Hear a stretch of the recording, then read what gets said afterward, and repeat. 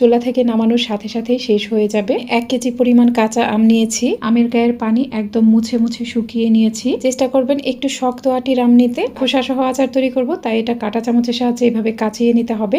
এখানে কিছু মশলা দিয়ে দিব, স্বাদ অনুযায়ী লবণ, উঁচু করে 1 চা চামচ দিয়ে দিলাম রসুন বাটা, আদা বাটা 1 চা চামচের থেকে একটু কম দিলাম, মরিচের গুঁড়া দিয়ে দিলাম ভর্তি করে করে 2 চা চামচ, হাফ চা চামচ হলুদের গুঁড়া, হাফ চা চামচ ধনিয়ার গুঁড়া, হাফ চা চামচ জিরার গুঁড়া দিয়ে দিলাম। আমের সাথে খুব ভালোভাবে মিশিয়ে নিতে হবে। মেশানো হয়ে গেলে এই আমটাকে রেস্টে রাখবো 1 ঘন্টার মতো। প্রথমে শুকনা মরিচ ভেজে নিব, যেন এর কালারটা খুব বেশি চেঞ্জ না হয়। 2 চা চামচ ও আধা চা চামচ পাঁচফোড়ন নিয়ে নিলাম। যখন দেখবেন মশলার কালার অনেকটা চেঞ্জ হয়েছে, সুন্দর একটা সুঘ্রাণ পাওয়া যাচ্ছে, সেই মশলাটা পারফেক্ট ভাবে ভাজা হয়ে গেছে।